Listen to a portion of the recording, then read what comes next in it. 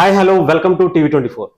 ఈరోజు మనం కాకినాడలో ఉన్నాం. కాకినాడలో జనసేన పార్టీ సీనియర్ రాజకీయ నాయకులు బొలిశెట్టి సత్య గారితో ఉన్నాం.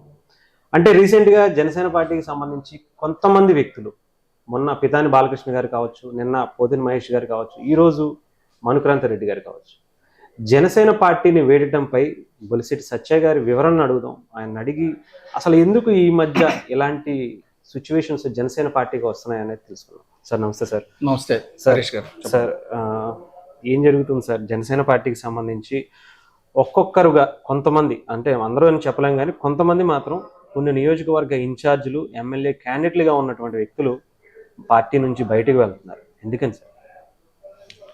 అంటే ఇది వరకు వెళ్ళిన వాళ్ళు ఇద్దరు బీసీలు అండి. ముందు పితాని బాలకృష్ణ గారు, తర్వాత పోతిన మహేష్ గారు, ఇద్దరు బీసీలు వెళ్ళారు. బీసీలు వదిలేస్తున్నారు అన్నారు. ఇప్పుడు మనుక్రాంతి రెడ్డి గారు, మరి ఆయన బీసీ కాదనుకుంటాను. సో చెన్నారెడ్డి మనుక్రాంతి రెడ్డి గారు కూడా వదిలేశారు. వదిలేసి ఆయన వీళ్ళన్నీ కూడా ఎక్కడి నుంచి వచ్చారు, వాళ్ళు అక్కడికి వెళ్తారండి. ఇప్పుడు కూడా కొత్త పార్టీ వస్తుంది అనగానే మొట్టమొదట చేరేది ఇటువంటి కబ్జాదారులే చేరుతారు. చేరి చాలా లాయల్గా, అసలు పవన్ కళ్యాణ్ గారి కంటే పార్టీని ఆలే ప్రేమిస్తున్నట్టు నటిస్తారు. ఇప్పుడు ప్రతి ఒక్కరిని సస్పెక్ట్ చేయడం అన్నది రాజకీయ పార్టీలకి కరెక్ట్ కాదు. సో ఒక బోయివాడు కూడా వాల్మీకిగా మారతాడేమో అని చెప్పి, ఆడు మంచోడు కాదని చెప్పినా కూడా పవన్ కళ్యాణ్ గారు ఏమో అక్కడ మంచోడు కాదు ఇక్కడ మారతాడేమో ఉన్నాయండి అంటారు. అది అతని యాటిట్యూడ్.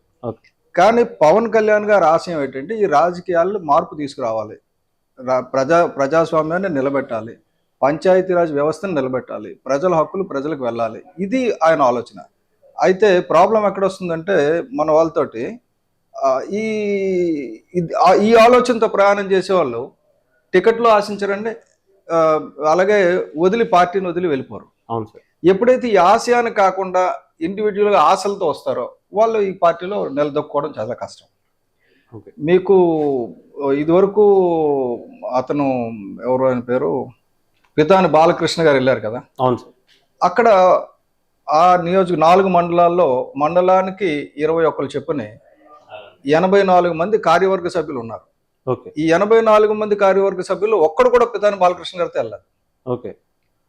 అంటే మీరు చూడాల్సింది ఏంటంటే ఎవరు వెళ్తున్నారు, ఆయన వెనకతలు ఎంతమంది వెళ్తున్నారు. వెనకతలు ఎవరు లేదు, ఒక్కరు కూడా వెళ్ళారు. ఆ పైపెచ్చు వాళ్ళు ఒక 1000 మందితో మీటింగ్ పెట్టుకొని ఆ మీటింగ్ ని తో మళ్ళీ ఎవరైతే తెలుగుదేశం పార్టీ అభ్యర్థి అక్కడ వచ్చారో వాళ్ళకి సంపూర్ణ మద్దతుగా మీటింగ్ పెట్టి మద్దతు తెలపడం జరిగింది. అంటే ఇన్ఛార్జ్ లేకుండా, ఇన్ఛార్జ్ కంటే ఘనంగా చేయడం జరిగింది. అది అక్కడది.